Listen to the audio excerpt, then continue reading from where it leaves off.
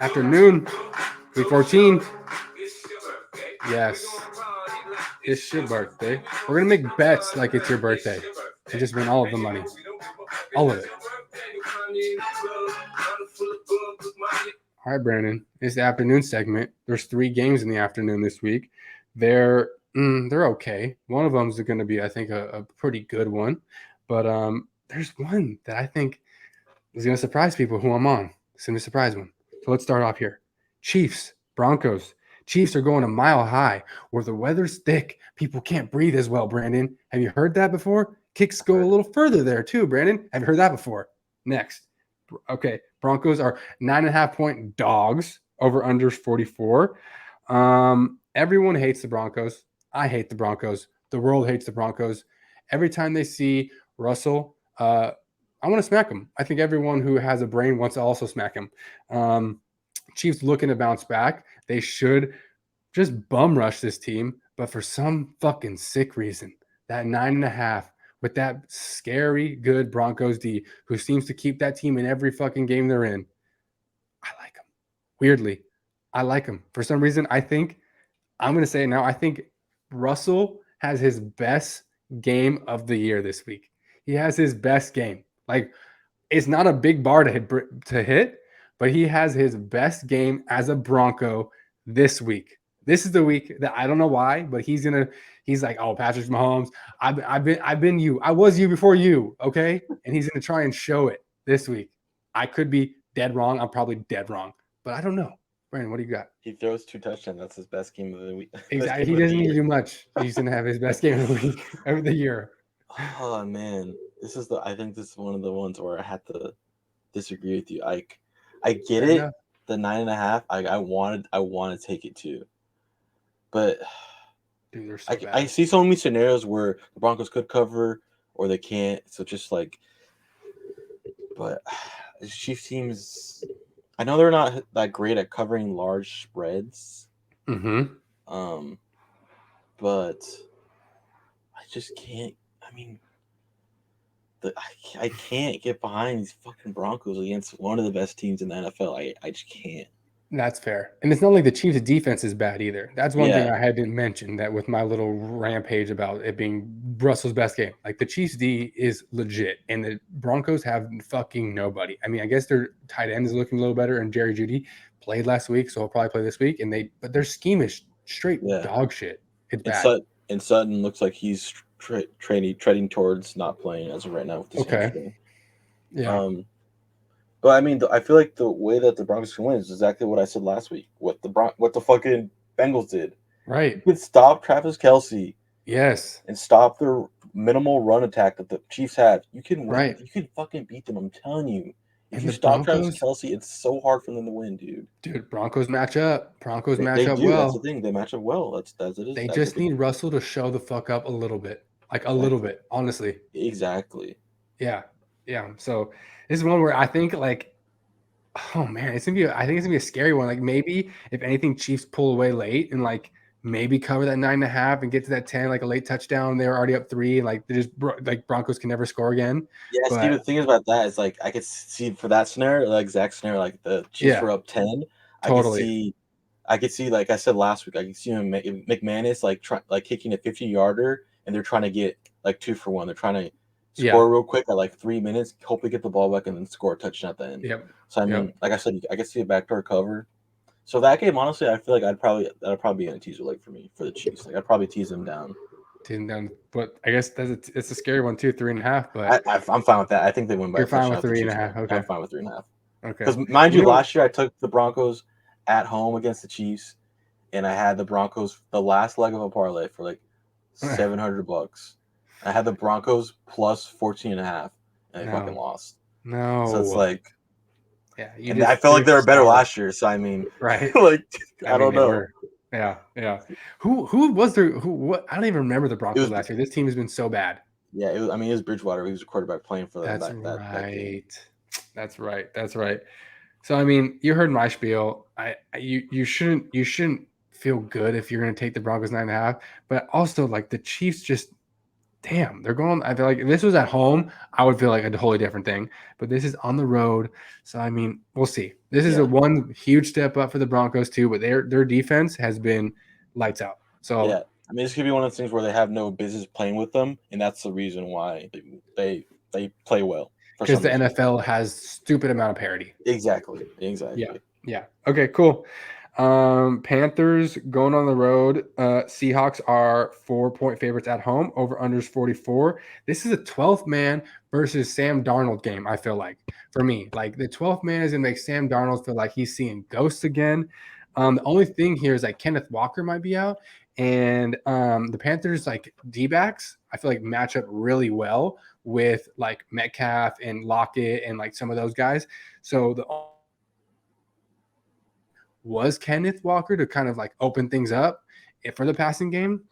So this is one where I'm a little worried. Like I was really on the Seahawks, and I still feel like like because it is 12th man, it is that like that raucous crowd with Sam Darnold and like just a subpar offense. Like I want to lean Seahawks, but man, like I feel like this is a good matchup for Carolina, and like they're not dead in the water anymore because that fucking The that division division is shit. wide open. I'm Exactly. honest. It can still. That's a crazy thing. They can 100%. still win that division, or the Saints. Both of them can both win that division. From all that's happened with the Panthers this year, we were sitting here saying they could still win the division. Tom Brady, shame on you. Shame on you for not running away with that division and letting the fucking Sam Darnold, the Baker Mayfield, the PJ Tucker led Panthers hang around. You sick bastard. What do you have on this one? Yeah, this one's a tough one. This is probably gonna be One. a stay away from me. But Completely. it's because I honestly I like both teams equally. I really do. Like I could see, like you said, this is a good matchup on paper for the Panthers. Like it the is. Panthers they can run the ball pretty well. Deontay Foreman has been running the ball like his past like I think 3 out of 4 games he's almost rushed for like close to 100 yards. Yeah. Is he healthy? I heard he was out of practice, but I think he is. I think he's on track to play. But Oh really? Yeah, I mean if he's playing, I like that's the thing. I like that team, but it's the same thing. Like the Seahawks have been playing so well, especially playing so well at home, even though they lost their last home game against the Raiders. But I mean, historically, everyone knows. Like you said, the 12th man, like 12th man. it really does make a huge difference. It's a different thing. Yeah. And it's not like this is something where like you're not feeling comfortable with Carolina just from all the like shit that's gone on. So it's like, the Seahawks need to keep pace with their division still. So they need to win more. Exactly. Obviously, I feel like you can feel comfortable with them winning. Maybe you tease them through. I mean, people say like don't tease through the 0, but this is one where like, I don't know. I feel like the Seahawks win. I don't know. I just do, but maybe by 3 and not 4. So if you tease them down to +2, then even that's a terrible number. I wouldn't recommend it. Yeah. Okay. Moving on. This one's a fun one. Bucks, Niners. Bucks on the road are 3.5-point dogs. Over under a small 37. I don't know how the hell the Buccaneers won last week. Mark Ingram should be fired and benched for the rest of it. I don't know if you watched that game. He stepped out when he should have got a first down. Dude, that changed. I said, if Tom Brady wins, it's your fault, Mark Ingram. Your fault. And man, oh man, if you're listening, it's your fault, Mark Ingram. You're not listening. I get it. Totally not. I'll say this. I think his first name's Blake. Blake Purdy versus Tom. Is it or Brock? Brock Purdy. Yeah. Brock Purdy versus Tom Brady. Okay. And then let's talk about this, Brandon. Let's just have a conversation about this. The Niners defense will make Tom Brady look not great for sure. He's not make him not love football for a day. Yeah. But the Bucks D is good, and they have they come at players. They do a lot of blitzing, and this is Brock Purdy's now second start. I like, as much as the Niners D is going to make Tom look subpar, I think the Bucks D is going to make Purdy look even more subpar.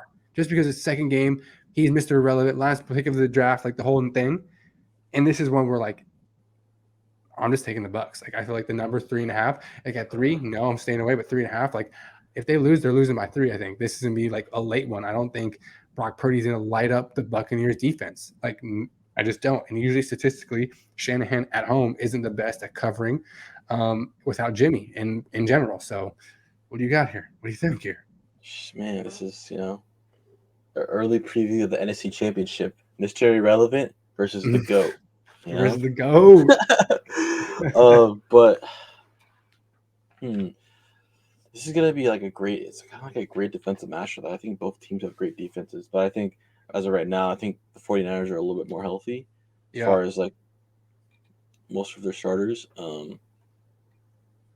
they're on I defense don't for think sure. I don't think like it won't surprise me if the 49ers win this game because Me neither, the way honestly. their offense is set up, it's such a minimal missed job at the quarterback. Kind of like they're not Shanahan's not asking you a lot, To asking you read to a do a bunch lot. of coverages, yeah, He's asking you just not to stay fuck out. it He's not up. asking you to get off script. He's asking you to not turn the ball over. Like that's the only thing Exactly, he really wants. Like everything else, just like dink and dunk, like short, like slants and like yep, screens. I think the real key for this game, for if the Bucks want to win it, they gotta if they can stop the run, that's the big thing.